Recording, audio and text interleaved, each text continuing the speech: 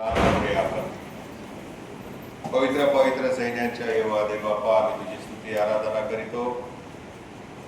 पुन्हा एक वार या जावळ्याच्या रविवारच्या निमित्ताने तुझ्या वचनावर आम्ही मननचिंतन करत असताना तू आम्हाला सहाय्य कर।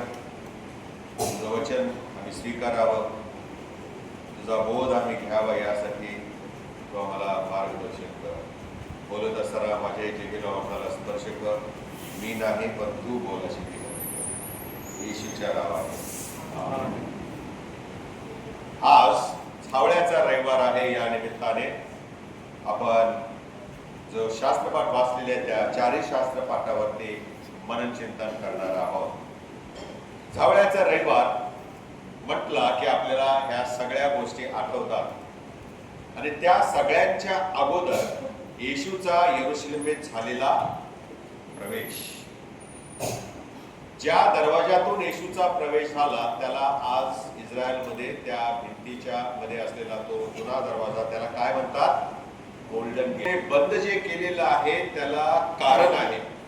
आम्ही इस्रायलमध्ये गेलो 8-9 वेळेला ग्रुप घेऊन, त्यावेळेला आम्हाला हा अनुभव आलेला आहे की ज्या दरवाजातून छावण्याच्या रविवारी प्रभू येशू ख्रिस्ताने प्रवेश केला तो दरवाजा सीलबंद केलेला आहे।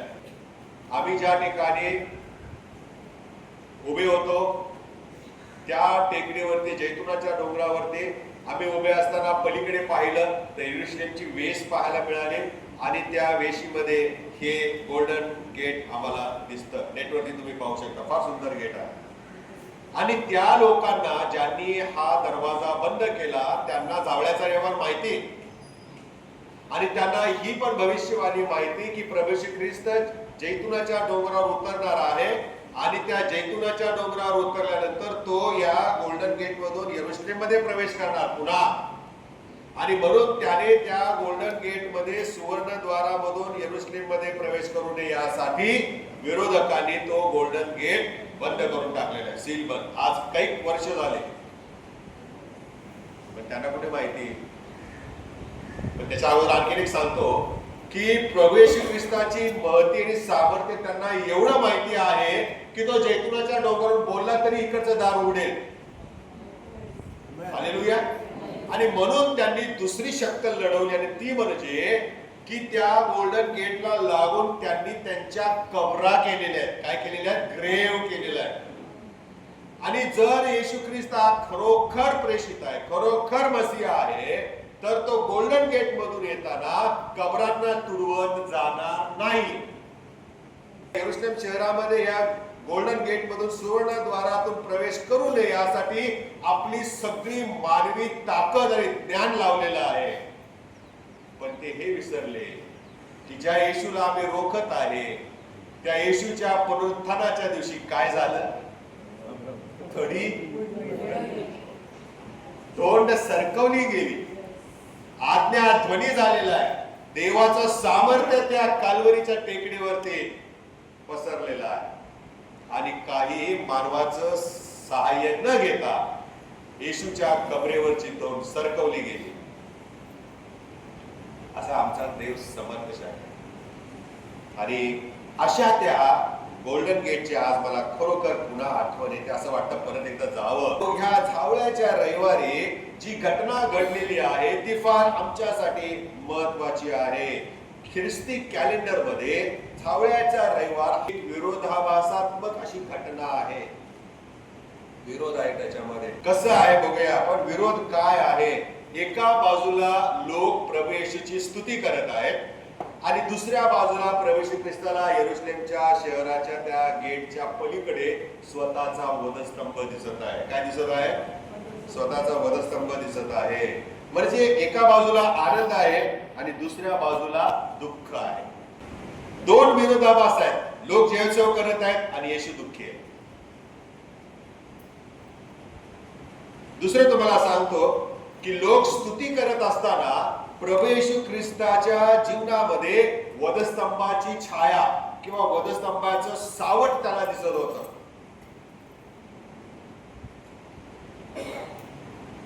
राजा आम्हाला दिसतं या ठिकाणी गाढवावर बसून येत आहे, घोड्यावरती नाही, रथामधून नाही। तर राजा म्हटलं म्हणजे किती लवाजमा असतो नाही का? म्हणून ते सगळं प्रभू येशू ख्रिस्ताने बाजूला सारलेलं आहे. सर्वसाधारण माणसांना त्याने स्वतःच्या त्या यरूशलेममध्ये गौरवाने होत असलेल्या प्रवेशामध्ये सामील केलेलं आम्हाला दिसतं. लोकांनी एका बाजूला त्या प्रभू येशूची स्तुती केलेली आहे, प्रशंसा केलेली आहे. काय म्हणाले ते? होसाना होसाना. पण त्याच ठिकाणी अधिकाऱ्यांनी येशूला नाकारलं. जिथे येशूची स्तुती होत आहे तिथेच नाकारणं पण आलेलं आहे. मंडळीमध्ये पण असंच आहे प्रिया. जर कोणी चांगलं काम करत असेल तर वेळा विरोध करणारी माणसं ठेवलेलीच आहे. तुम्ही कितीही चांगलं काम करा, कितीही प्रामाणिक करा, पण काही माणसं असतातच. अहो, आदमाने हवेला दोघांना देवाने किती आशीर्वाद दिला. तर एदेन बागेत ठेवलं, म्हटले मशागत करा, बहुगुणित व्हा, फलद्रूप व्हा. तिथे येऊन कोण थांबला? हे फोडाफोडीचं काम, नकारात्मक भूमिका घेण्याचं काम, त्यासाठी आम्हाला नकारात्मक प्रेरणा देण्याचं काम फक्त सैतान करू शकतो. देव कधीही निगेटिव्ह वाइब्स देत नाही. नेहमी आम्हाला पॉझिटिव्ह देतो. जे घाबरून बसलेले असतात त्यांना तो उठवतो आणि बलवान वीर पुरुष करणारा आमचा परमेश्वर आहे. आणि म्हणून या ठिकाणी आम्हाला पाहायला मिळतं की असा हा एक वेगळा राजा आहे की ज्याच्याबद्दल आपण ऐकणार आहोत, ज्याला प्रभूने नेमलेलं आहे. लोकांनी स्तुती केली पण काही अधिकाऱ्यांनी त्याला नाकारलेला आहे. हा एक असा राजा आहे की जो सेवक राजा आहे, सेवा करणारा राजा आहे, शिष्यांचे पाय धुणारा राजा आहे, आंधळ्यांना डोळे देणारा राजा आहे, भुकेल्यांना अन्न देणारा राजा आहे. अनेक गोष्टी आहेत प्रियानो.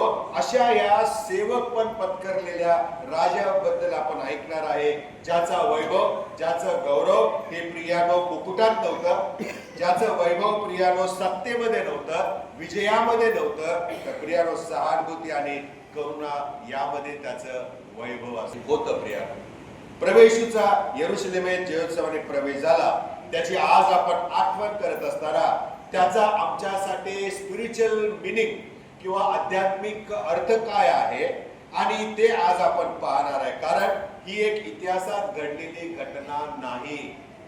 याला फार मोठं महत्व आहे कारण ती एक दैवी घटना आहे. देवाच्या योजनेप्रमाणे सर्व चाललेलं आहे. देवाच्या दिनदर्शिकेप्रमाणे म्हणजे कॅलेंडर प्रमाणे येशूच्या जीवनामध्ये सगळ्या घटना अधोरेखित परमेश्वराने केलेल्या होत्या. येशूने कुठल्या राजाच्या काळामध्ये कुठे जन्म घ्यावा, घेतल्यानंतर कोणाला पहिलं सुवार्ता सांगण्यात यावी, मग दुसऱ्यांना कोणाला सांगण्यात यावी, मग त्यांनी ऐकल्यानंतर कुठे जावं, सुवार्तेचा प्रसार कसा व्हावा, मग हेरोदाच्या काळीही जावं, मग हेरोदाने 2 वर्षाखालच्या मुलांची, हे सगळं सुनियोजित आहे. येशूच्या जीवनामध्ये घडलेल्या घटना अचानक नाहीत. It is all plan. कारण या येशूच्या जीवनामधील घटनांचा संदर्भ हा इस्रायल लोकांच्या आध्यात्मिक आणि राजकीय जीवनाशी फार जुडलेला आहे. इस्रायल राष्ट्राने देवाच्या आज्ञाभंग केला, इस्रायल राष्ट्राने शाबात पाळले नाहीत आणि म्हणून देवाने त्यांना गुलामगिरीमध्ये पाठवलं. जितके शाबात त्यांनी मोडले तितके शाबात त्यांना परमेश्वराने शिक्षा जाहीर केलेली आहे. आणि म्हणून त्यानंतर जे दानिएलाचं भविष्य आहे त्या भविष्याची पूर्तता होण्यासाठी प्रभू येशू ख्रिस्ताच्या जीवनामध्ये सगळ्या घटना परमेश्वराने योजलेल्या आहे. आणि म्हणून प्रभू येशू ख्रिस्ताची यरूशलेम मध्ये एंट्री किंवा प्रवेश जो आहे हा दैवी योजनेचा भाग आहे. आणि म्हणून आज आपण जी आम्हाला येशू कोण आहे, त्याचं ध्येय काय आहे आणि तो कोणत्या प्रकारचं राज्य आणणार आहे याकडे आपण लक्ष देणार आहोत. पहिला मुद्दा, प्रभू येशू ख्रिस्त हा सेवा करणारा देव आहे, सेवा करणारा राजा आहे. कुठेतरी काळाभर यशाचं पुस्तक 42 अध्याय आणि 1 ते 4 वचनाकडे आपण वळणार आहोत. काय लिहिलेलं आहे पहिल्या 2 वचनामध्ये? वाचा बरं. पहा, हा माझा सेवक आहे. माझा राजा म्हणाला का देवा? नाही. तुमचा राजा म्हणाला का? नाही. पहा, हा माझा सेवक आहे, त्याला मी आधार आहे. कधी कधी पाळकांकडे पाहण्याचा दृष्टिकोन आमचा असा असतो की पाळक हे आमचे सेवक आहेत, त्यांनी आमचं ऐकायचं. हे पवित्र शास्त्राच्या विरोधात आहे. आणि जे पाळक लोकांचं ऐकत नाही त्यांच्या विरोधामध्ये रण पेटवलं जातं. कारण लोकांना हे कळत नाही की पाळक हे आमचे नाही तर देवाचे सेवक आहे. हालेलुया. पुढे वाचा.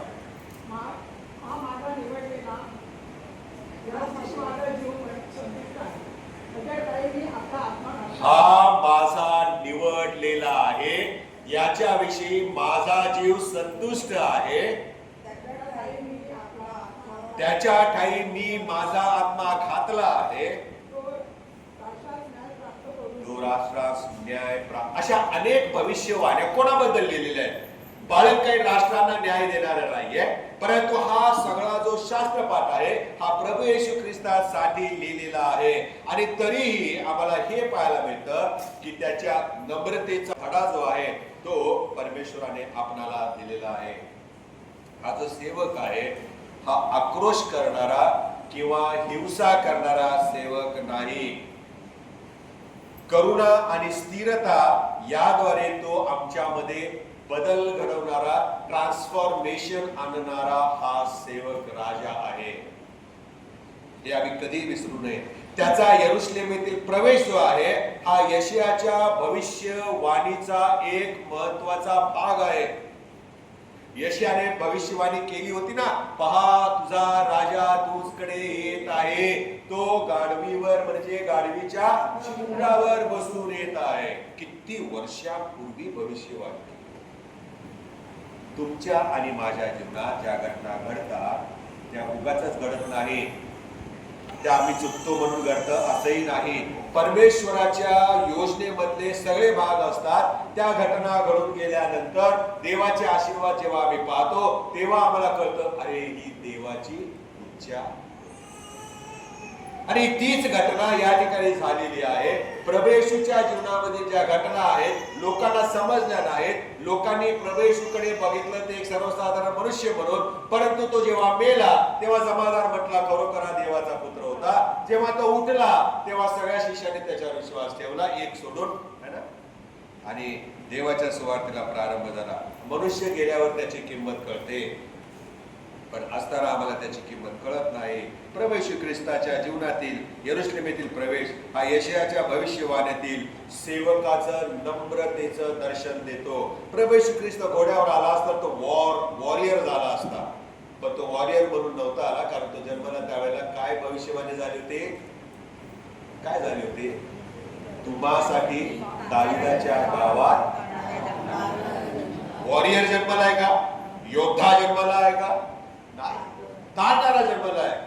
आणि म्हणून प्रियानो हा तारणारा असा आहे की जो तलवार न घेताही जिंकतो.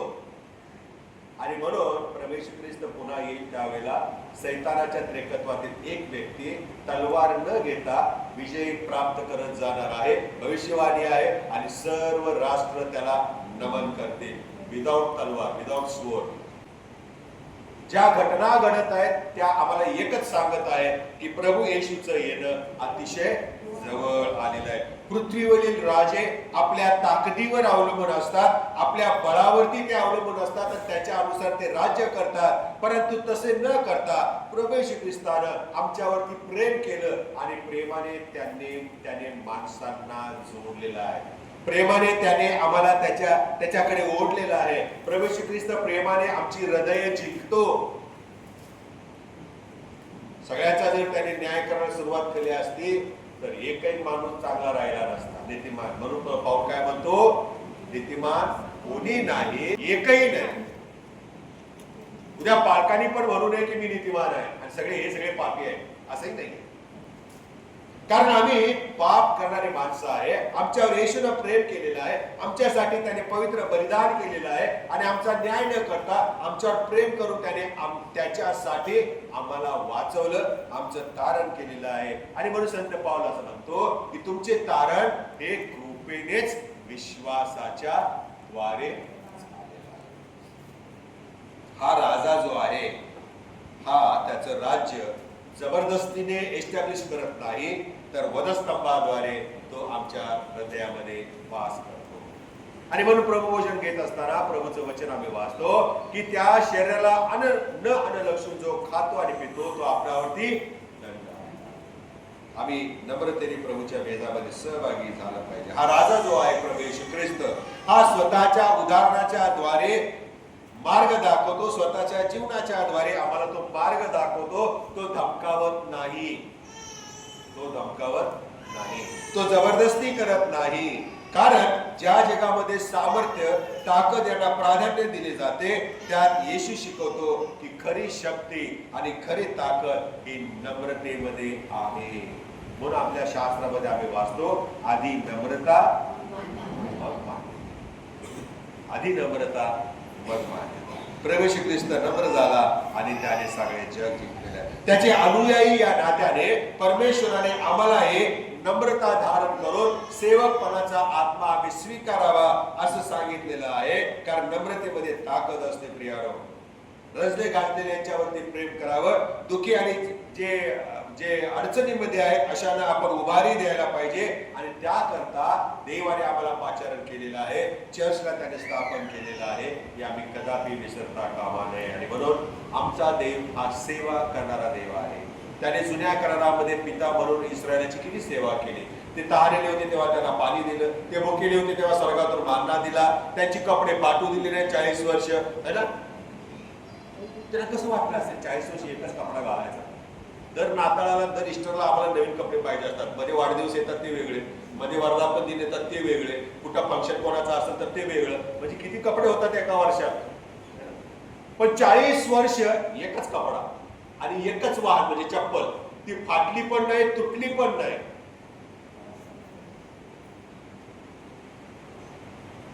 म्हणजे ते जाडही झाले नाहीत खाऊन खाऊन, आणि ते अशक्तही झाले नाहीत दगला घातलाय असं वाटावं. म्हणजे किती म्हणजे देवाने किती त्या लोकांचं काळजी घेतलेली आहे. या बारीक सारीक गोष्टीवरती अनेक उपदेश होऊ शकतात बरं का. हो, प्रत्येक गोष्ट फार महत्वाची आहे, प्रत्येक शब्द महत्वाचा आहे, प्रत्येक देवाचं कार्य फार महत्वाचं आहे. आम्ही त्याकडे पाहत नाही, लक्ष देत नाही. परंतु देव हा आमची सेवा करणारा देव आहे आणि त्याने सेवकपणाचा आत्मा आमच्यावरती दिलेला आहे. आम्ही सेवा करायला हवी. हेच यरूशलेमेतील प्रवेशीचा आम्हाला शिकवण देतो. दुसरा शास्त्रपाठ स्तोत्र 28 आणि 6 ते 9 कडे वळणार आहे. हा शास्त्रपाठ देखील प्रवेशी ख्रिस्ताच्या जीवनातील अतिशय महत्वाचा असा शास्त्रपाठ आहे. यामध्ये आम्हाला पाहायला मिळतं की देव जो ऐकतो आणि जो मदत करतो असा परमेश्वर आम्हाला लाभलेला आहे. इतरांच्या बरोबर स्तोत्र गीते गाण्यासाठी झावळ्याचा रविवार आम्हाला आमंत्रण देतं. झावळ्याचा रविवार किती सुंदर आहे, किती आनंदी आहे. आणि झावळ्या घेत असताना फिरायला किती बरं वाटतंय की. आज जे लोक आले नाहीत ते ह्या आशीर्वादाला मुकले. यासाठी आम्हाला वर्षभर थांबावं लागतं, हे लक्षात घ्या. आणि म्हणून वेळेच्या अगोदर या चर्चला या गोष्टी फार महत्वाच्या, सणासुदीला सगळ्या गोष्टी मायनात ठेवतात. अर्थ आहे सगळ्या गोष्टींना. आणि झावळ्याच्या रविवारी लोकांनी मूकबधीर प्रमाणे राहून त्याचा प्रवेश केलाय का येशूचा? नाही केलं ना. त्यांनी काय केलेलं आहे?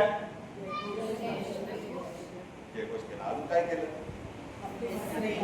आपली वस्त्रे काढली आणि काय केलं? जयघोष केलेला आहे ना. आणि वाटेवरती त्यांनी काय केली? आपले कपडे काढून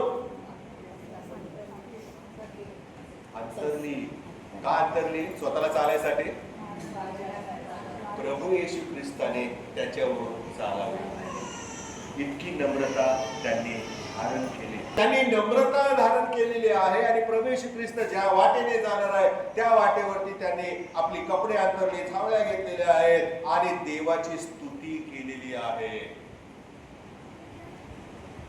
यामध्ये आम्हाला हे शिकायला मिळतं की झावळ्या घेऊन गीत गाण्यापेक्षा त्या झावळ्या घेऊन आम्ही ज्याच्यासाठी गीत गात आहोत त्याला ओळखणे. We have been singing for Jesus, not for ourselves. वधस्तंभावर मरायचं आहे का?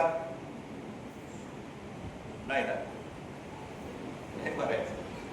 पण आम्ही जो वधस्तंभावरती मरण पावला, जो जयोत्सवाने प्रवेश केला त्याच्यासाठी गात आहोत आणि त्याला आम्ही ओळखणं फार महत्वाचं आहे. स्तोत्र 28 आणि 6 वचन. परमेश्वर धन्यवादित असो, कारण त्याने माझी दीनवाणी ऐकली आहे. परमेश्वर धन्यवादित असो, कारण त्याने माझी दीनवाणी ऐकली आहे. दीनवाणी. नम्रतेने मी केलेली प्रार्थना देवाने ऐकलेली आहे. आणि हे वचन आम्हाला उत्तेजन देतं, हे वचन आम्हाला आशा देतं, हे वचन आम्हाला आशीर्वादित करतं. आणि म्हणून हे फार महत्वाचं वचन आहे. लोकांच्या आक्रोशाला उत्तर म्हणजे येरूशलेमेत येशूचा झालेला प्रवेश. हे कधी विसरू नका. लोक आक्रोश करत होते, लोक तारणाऱ्याची वाट पाहत होते, लोक मसीहाची वाट पाहत होते, लोक त्याच अस्तित्वात असलेल्या राजसत्तेला थकले होते, कंटाळलेले होते. They wanted liberation, deliverance. आणि म्हणून प्रवेश ख्रिस्त येरूशलेमच्या दरवाजातून आतमध्ये प्रवेश करता झालेला आहे. फक्त त्यावेळेच्या पिढीसाठी नाही, तर आजही आमच्या करता आम्ही विसरता कामा नये. संपूर्ण मानव जाती करता प्रवेश ख्रिस्ताने येरूशलेमेमध्ये जयोत्सवाने प्रवेश केलेला आहे. येशू आमची ढाल आहे, येशू आमचं कवच आहे. स्तोत्रकर्ता म्हणतो ना, परमेश्वरा तू माझे ढाल आहेस, तू माझे कवच आहेस. त्याला माहिती नव्हते, येशू बद्दल काही आयडिया नव्हती. त्याला एकच माहित होतं की माझा देवबाप स्वर्गामध्ये आहे, माझा पिता आहे, तो माझी ढाल आहे, तो माझी कवच आहे, तो माझं संरक्षण करतो, तो मला आरोग्य देतो, तो माझा सांभाळ करणार आहे, तो माझा मेंढपाळ आहे. आज आम्ही येशूला सर्वोत्तम स्थान देतो आणि म्हणतो येशू आमची ढाल आणि कवच आहे. ज्यांना तारणाची गरज आहे त्यांच्यासाठी तो तारणारा आहे. झावळ्याचा रविवार मेंढरांना वागवण्यासाठी येणाऱ्या मेंढपाळाचं प्रतीक आहे. हे आम्ही विसरू नये, हे आम्ही विसरू नये. तो आम्हाला कवेत घेऊन वागवणारा परमेश्वर. कवेत कोण घेतं बरं? आई बाप घेतात.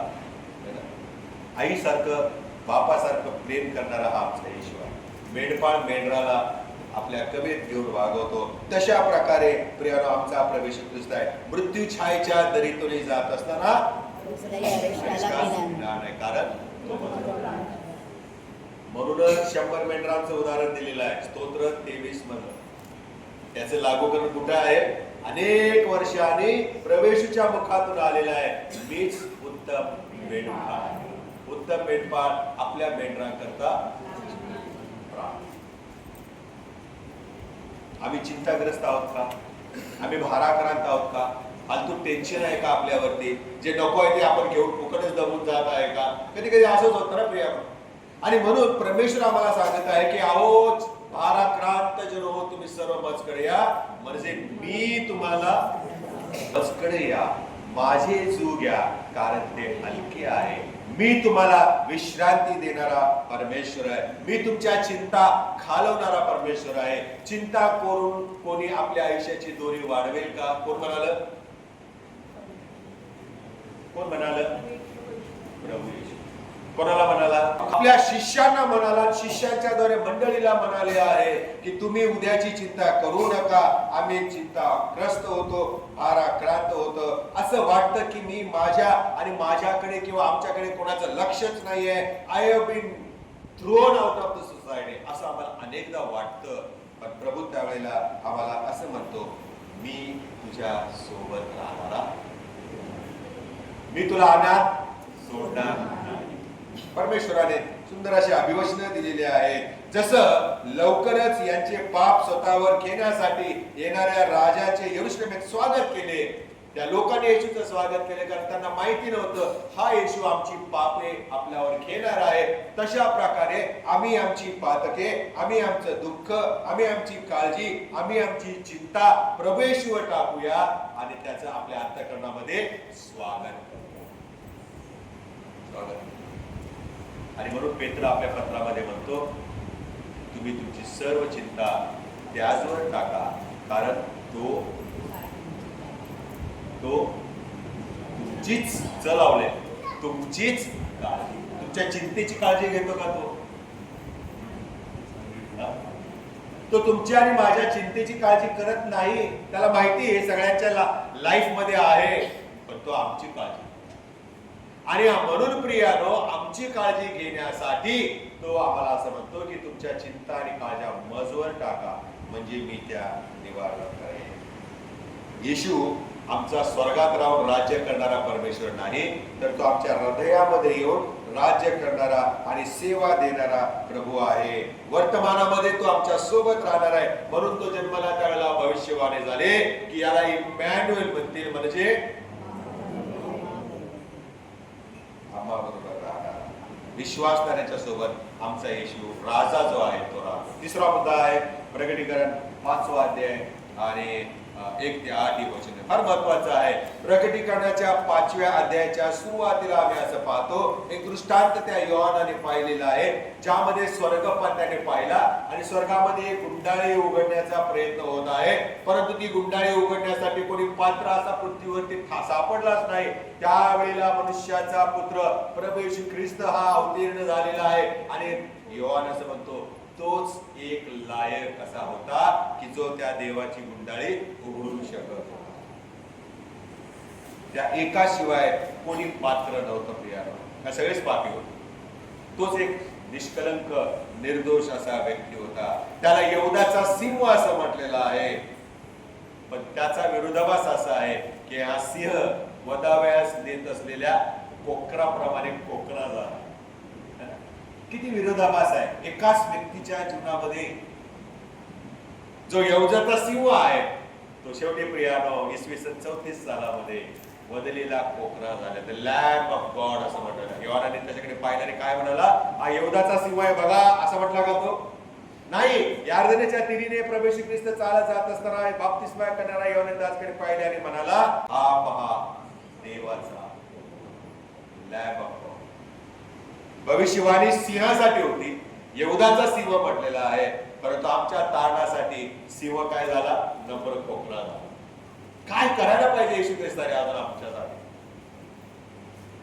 किती विरोधाभास आहे हा. विजय मिळवणाराच अर्पणाचा बली झाला. राजकीय मुक्तता करेल, तो घोड्यावरून येईल, राजवाड्यात जन्मेल आणि मग तो आमचा मसीहा म्हणून येईल. चालू सत्तेला, सत्य स्थितीमध्ये असलेल्या सत्तेला तो उलटवून टाकेल, स्वतःचं राज्य स्थापन करेल आणि मग तो आमचा राजा आणि आम्ही त्याचे प्रजा होऊ, असं लोकांचा विश्वास होता. परंतु झालं उलटच. हा काय घोड्यावरून आला नाही, हा गाढवावरून आला, गाढवीच्या शिंगणावरून आला आणि त्याने सार्वकालिक तारण आम्हाला देऊ केलेलं आहे. त्याचं हे जे वैभव आहे ते प्रियानो सैनिकांच्या काय म्हणतो त्याला आपण दलामध्ये नाहीये, सैनिकांच्या फौज फाट्यामध्ये याचा प्रियानो विजय नाहीये, वैभव नाहीये, तर स्वतःला मृत्यूच्या दाढेमध्ये देऊन तो विजयी होणारा हा राजा आहे. हालेलुया. म्हणूनच स्वर्ग त्याचे गौरव करत, म्हणूनच स्वर्ग त्याची स्तुती करत, कारण त्याला वधिले गेले आणि त्याच्या रक्ताने आम्हाला शुद्ध केले आणि आम्हाला पुन्हा स्वर्ग प्राप्तीचा दरवाजा त्याने उघडा केलेला आहे. इस्रायल राष्ट्रामध्ये तुम्ही कधी हा विचार केला का की यरूशलेम मध्ये येशूचा प्रवेश होताना झावळ्याच का घेतल्या? का घेतल्या झावळ्याच? दुसरी पण झाडं होती ना, दुसऱ्या झाडाची पानं का नाही घेतली? इस्रायल राष्ट्रामध्ये झावळ्या उंचावणं हे राजकीय क्रांतीचं चिन्ह मानलं जातं. It was considered as a symbol of revolution against the power. मग आता तुम्ही लागू करा, तुम्हीच करा बरं, मी नाही सांगत. मग या लोकांनी झावळ्या हातात का घेतल्या येशूचा यरूशलेममध्ये प्रवेश करताना? पटापट बोला. जयघोष करायला? अजून मी जे सांगितलं त्या अर्थाला अनुसरून सांगा, उगाच मला ते काय सांगू नका. सत्ता आणि अधिकार उलटवून टाकणारा हा दॅट वॉज अ सिम्बल. मग जेव्हा तुम्ही जावळी घेता ना, आता लक्षात घ्या की ती जावळी तुमच्या आणि माझ्या जीवनामध्ये क्रांती घडवणारी जावळी आहे. हालेलुया. आमच्या शरीरामध्ये, आमच्या देहामध्ये, आमच्या हृदयामध्ये जो वास करतो तो जो सैतान आहे त्याची सत्ता उलथवून टाकण्यासाठी आज आपण ही जावळी घेतलेली आहे. भक्ती सुटायच्या आधी पुन्हा एकदा घोषणा करणार आहोत. म्हणून जावळ्या घेतलेल्या आहेत प्रियानो, उगाच नाही. एक राजकीय क्रांती घडवत आहे. आणि म्हणून झावळ्या घेऊन त्यांनी बरोबर त्या झावळीला अनुसरूनच घोषणा दिलेली आहे, होसाना होसाना, प्रभूच्या नावाने येणारा राजा. काही काही ठिकाणी भाषांतरात राजा म्हटलंय, तो धन्यवादित असो. आता ते तारण देणाऱ्या आध्यात्मिक क्रांतीच्या राजासाठी आम्ही झावळ्या घेऊन प्रदक्षिणा घेत असतो. गंमत म्हणून नाही, 2000 वर्षापूर्वी फिरले म्हणून आपण पण फिरायचं म्हणून नाही, तर ती झावळी आमच्या जीवनामध्ये ट्रान्सफॉर्मेशन आणणारी झावळी आहे. म्हणून ती आम्ही घरी घेऊन जातो. चर्चमध्ये टाकून जातो का? क्षमा करा तुम्हाला जर त्याची सवय असेल, पण ठीक आहे. हो, काय काय मी भेट देताना पाहतो क्रॉस त्यांनी लावलेले असतात, घरामध्ये छोटासा ऑल्टर असतो ना, झावळी पण लावलेली असते. वर्षभर ती राहणार सुकून जाणार, परंतु आम्ही ती पाहिल्यानंतर आम्हाला आठवलं पाहिजे की झावळ्याच्या रविवारमध्ये झावळी आम्हाला ट्रान्सफॉर्मेशन करणारी, माझ्या जीवनात, माझ्या कुटुंबाच्या जीवनात आध्यात्मिक क्रांती आणणारी झावळी आहे. ती झावळी म्हणजे राजा प्रभू येशू ख्रिस्ताचं प्रतीक आहे, जो पाप घालवतो, जो कैसराला घालवत नाही, जो जीवात्म्याला सोडवतो, शहरांना मुक्ती देत नाही, तो इतरांना कोणालाही काय करणार आहे, तो फक्त मलाच बदलव घडवणारा परमेश्वर आहे. एकदा काय झालं माहितीये का, एक सैनिक युद्धानंतर परतला तेव्हा त्याच्या छातीवरती अनेक पदकं लावलेली होती आणि त्याच वेळेला त्याला अनेक जखमा देखील झालेल्या होत्या. आणि मग ज्या वेळेला तो युद्धावरून परतला त्यावेळेला ते जे लोक उभे होते ते सगळ्यांपैकी एक जण म्हणाला, तुम्ही शूरवीर आहात. काय म्हणाला? तुम्ही शूरवीर आहात. आणि त्यावेळेला त्याने त्याचकडे पाहिलं आणि म्हणाला की तुमच्यावरील माझ्या प्रेमा खातर मला जे काही करता आलं ते मी तुम्हाला मुक्ती मिळावी म्हणून मी माझ्या जखमा अंगावरती घेतलेल्या आहेत. तुम्हाला मुक्ती मिळावी म्हणून मी त्या रणांगणामध्ये जीव देण्याकरता उतरलेलो. तुमच्यासाठी मी माझ्या शरीरावरती जखमा घेतलेल्या आहेत. शूरवीर कसली त्याच्यामध्ये, तुमच्यासाठी मी मरायला गेलेलो होतो. प्रभू येशू ख्रिस्त या सैनिकाप्रमाणे, शूरवीराप्रमाणे त्या वधस्तंभावरती गेलेला आहे. येशू हा देवाचा कोकरा म्हणून त्या वधस्तंभावरती गेला. त्याने स्वतःवरती अनेक जखमा घेतलेल्या. किती जखमा होत्या त्याला? 38 म्हणतात सिस्टर, कोणी म्हणतं 5. अनेक जखमा घ्यावं. त्याच्या पाठीचा तर खिमात झाला होता असं म्हणतात. त्या जखमा आम्हाला मोजताच येत नाही. अशा सगळ्या जखमांनी उंडेड जो आहे तो प्रभू येशू ख्रिस्त प्रियानो आमच्यावरील त्याच्या प्रेमा खातर त्याने सगळं दुःख सहन केलं. आणि ते करण्यासाठी, आम्हाला तारण देण्यासाठी, आम्हाला कोणतेही पदक मिळावं किंवा येशूला पण पदक मिळावं, येशूला पण कोणीतरी म्हणावं खरोखर हा शूरवीर होता, यासाठी नाही, तर आमच्या मुक्तीसाठी तो यरूशलेमच्या शहरामध्ये प्रवेश करता झालेला आहे. नेक्स्ट, चौथा मुद्दा, लुकाचं शुभवर्तमान 19वा अध्याय 29 ते 40. वेळ होत आहे, हरकत नाही, नाश्ता दणकट आहे, काय आहे तुम्हाला सांगणार नाही, पण टेन्शन घेऊ नका. जेवढी भूक लागेल तेवढा नाश्ता तुम्हाला भरपूर तुम्हाला खाता येईल. लुकाचं शुभवर्तमान 19वा अध्याय 29 ते 40. त्या शास्त्र पाठामध्ये आम्हाला हे पाहायला मिळतं, प्रभू येशू ख्रिस्ताला त्या यरूशलेमच्या शहरामध्ये जयोत्सवाने ते लोक घेऊन गेलेले आहेत आणि होसाना होसाना असं म्हटलंय. पण त्या होसानामध्ये महत्वाचं एक जनावर होतं आणि ते म्हणजे गाढव. काढू का आवाज त्याचा? तो इथं मुंबईत सापडतच नाही ना राव, काय करायचं? त्याचा आवाज ऐकायला कुठे जावं लागतंय? गावाला. ते गावच गाठावं लागतं, गाढवीच्या शिंगरावर. आणि घोषणा काय दिली? प्रभूच्या नावाने येणारा राजा. गाढवावरून येणं तुम्ही ऐकलेलं आहे, नम्रतेचं, शांततेचं प्रतीक आहे. We have been hearing it years together. सत्ता सामर्थ्यापेक्षा येशूने शांततेचा स्वीकार केलेला आहे आणि म्हणून तो पदापेक्षा त्याने सेवा स्वीकारलेली आहे. मोशे कुठे जन्मला? मिसरमध्ये. मिसरात कुठे जन्मला? मिसरमध्ये जन्मला. Very good. मिसरमध्ये कुठे जन्मला?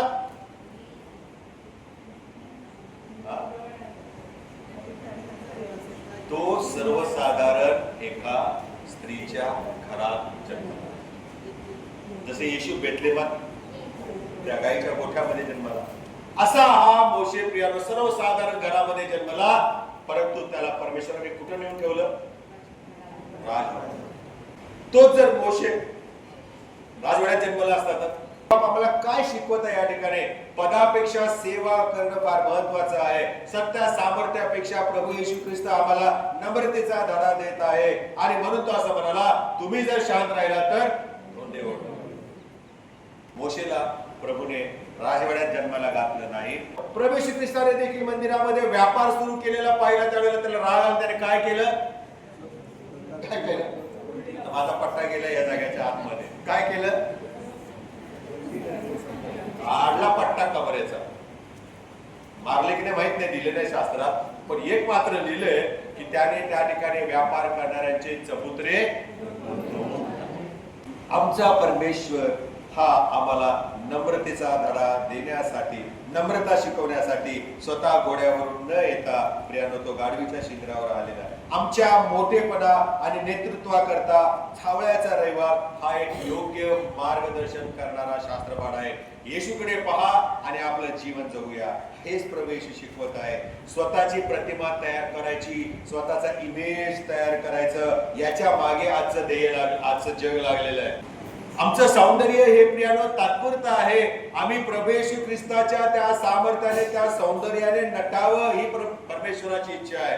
आणि म्हणून प्रभू येशू ख्रिस्त हा इतका नम्र झाला की यशया असं म्हणतो 53व्या अध्यायामध्ये, त्याच्याकडे पाहिले असता त्याच्यावर मन बसेल. त्या यशयाचा ग्रंथ जो आहे त्या अध्यायामध्ये आम्हाला असं पाहायला मिळतं की त्याला एवढं विद्रूप करण्यात आलं की त्याचकडे पाहिल्यानंतर त्याच्यावर मन बसेल असे त्याच्या काही सौंदर्य. पाप किती भयानक आहे याचं ते एक उत्तम उदाहरण आहे. देवाचा कोपरा स्वर्गातून खाली आला आम्हाला तारण देण्यासाठी. त्याने स्वतःचं सौंदर्य सुद्धा घालवून दिलेलं आहे. आणि म्हणून आज स्वतःची इमेज तयार करणाऱ्या जगामध्ये, आज स्वतःचा प्रभाव इतरांच्यावर पाडणाऱ्या जगामध्ये प्रियानो येशू ख्रिस्त या जगाला शिकवत आहे, आम्ही सेवा करणारे असले पाहिजे. जे आम्हाला करायला हवं ते आम्ही करत नाही. आमचं काम आम्ही इतरांना सांगतो, कारण स्वतःची इमेज त्याच्यामध्ये, मी कशाला आहे ना, दुसरे ते करतील ना, मीच कशाला सगळीकडे धावायचंय. पण तुम्ही धावता म्हणून तर तुम्हाला काम देतात ना. जो काम करतो त्याला अधिक काम दिलं जातं. चर्चच्या कमिटीने आणि चर्चच्या सभासदांनी कॉर्पोरेट लेवलचे जे प्रिन्सिपल्स आहेत, मॅनेजमेंटचे जे प्रिन्सिपल्स आहेत, ते स्वतः चर्चमध्ये अंमलात आणलं. तर प्रियानो मला तो आम्हाला सांगू द्या, आपलं चर्च हे वेल डिसिप्लिन्ड चर्च असेल. पहिला मुद्दा, कामावर गेल्यावरती जे आकडा दाखवला होतो तो आहे हजेरी. 9च्या टोक्याला चर्चमध्ये हजर पाहिजे. लोक येऊ द्या, म्हणजे शेवटचा माणूस अजूनही येतोय. किती वाजले? 11. मग काय 11 पर्यंत थांबायचे आम्ही वाट बघत? काय काय सिस्टम काय आपल्या चर्चमध्ये? आम्हाला लांबून यावं लागतं आणि ड्युटीवर जाताना पालघरवरून बरोबर वेळेवर पोहोचते. पण त्या अंबरनाथाने कुठं असेल तिकडे अजून लांब, तिकडून बरोबर गाडी पकडून ट्रेन पकडून बरोबर वेळ आला. पण चर्च म्हटलं ना, इमेज प्रिपरेशनच्या मागे लागणाऱ्या जगामध्ये प्रभू येशू ख्रिस्त आम्हाला सेवा करणारा राजा म्हणून स्वतः समोर सादर करत आहे. आम्हाला अधिकार गाजवण्यासाठी नाही, तर सेवा करण्यासाठी, आणि आमचं नाही तर देवाचं गौरव आमच्यामधून प्रगट करण्यासाठी तो यरूशलेम मध्ये प्रवेश करता झालेला आहे. आजचा नेता, समजा आजचा नेता बाउन्सर्स शिवाय जर आला तर काय होईल? आजचा नेता मस्तपैकी मोठीतली मोठी एंडेवर किंवा अजून कोणती गाडी असेल माहिती नाही, अशा गाड्या न घेता साध्या गाडीत आला तर काय होईल? ते उबरवाले देतात ते वॅगनार, कसं वाटेल त्या नेत्या? अवघड आहे का? समजा आजचा नेता बाउन्सर न घेता, मोठी चांगली पॉश गाडी न घेता, साध्या गाडीवर आला, डिझायनर सूट न घेता साधी कपडे जर घालून आला आणि इतरांचे पाय धुवायला लागले तर काय होईल? काय होईल? मान्य करतील? आपण स्वीकारणार त्याला? बघा आमचा नेता किती साधा आला.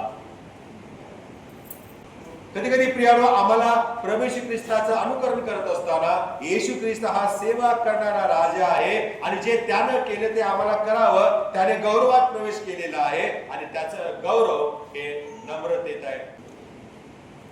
त्याला आपल्या फक्त चर्चमध्ये झावळ्या घेऊन न बोलवता आपल्या हृदयामध्ये आपण त्याचे आज्ञा पालन करूया, म्हणजे हा झावळ्याचा रविवार खरोखर आमच्यासाठी आशीर्वादित होईल.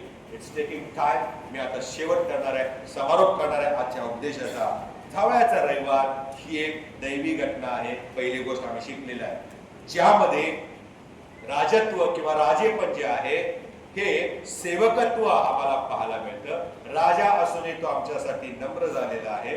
या यरुशलेमच्या शहरामध्ये प्रवेश करणारा झावळ्याचा रविवार जो आहे प्रियानो, हा गौरव आणि बलिदान जे आहे यांचा मिलाफ आम्हाला या ठिकाणी पाहायला मिळतं. एका ठिकाणी स्तुती आहे, समोर दुःख सहन आहे. एका ठिकाणी गौरव आहे आणि त्याच वेळेला आम्हाला बलिदानासाठी प्रवेश जात आहे हे पाहायला मिळतं. एका ठिकाणी आनंदोत्सव चाललेला आहे, त्याच वेळेला प्रभू येशू ख्रिस्त दुःखी आहे, अंतःकरणामध्ये तो दुःखी आहे. आणि ह्या दोन्ही गोष्टींचा मिलाफ या झावळ्याच्या रविवारी आम्हाला दिसून येतो. गर्दीने येशूचा मोठ्या जयोत्सवाने स्तुती केली, आराधना केली, पण तीच गर्दी 4 दिवसांनी अशी म्हटली, याला वधस्तंभी. येशूची स्तुती केली या लोकांनी आणि किती दिवसात त्याला खेळा म्हटले? 5व्या दिवशी याला वधस्तंभी खेळा.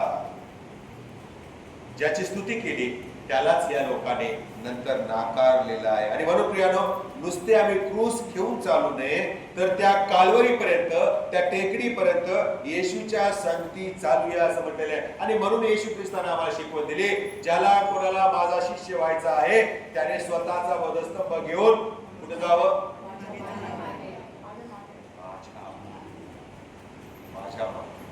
Follow Jesus Christ. त्या सेवा करणाऱ्या राजाबरोबर जर आपण चालू, त्याला जर आम्ही अनुसरण करू, तर तो आमच्या हृदयात प्रवेश करतो, गर्वाने नव्हे तर शांती. प्रभू तुम्हाला या जावळ्याच्या रविवारी हे शिक्षण जे प्रभूने आज दिलेलं आहे त्याप्रमाणे राहण्यासाठी अधिक आणि अधिक सहाय्य करू. आपण प्रार्थना.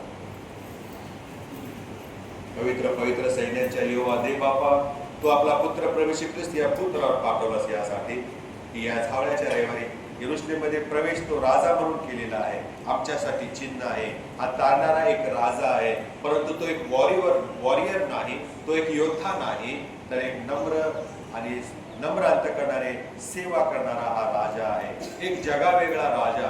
आणि त्या राजाने आम्हाला शिकवण दिलेली आहे, आम्ही नम्रता धारण करावी, आम्ही इतरांची सेवा करावी आणि त्याचद्वारे आम्ही त्या येशूचं गौरव करू शकतो. आणि ते करण्यासाठी प्रभू इथून विभक्त होत असताना तो आम्हाला कृपा करो. तारणारा आमचा महान प्रभू येशू ख्रिस्त याच्याद्वारे. आमेन.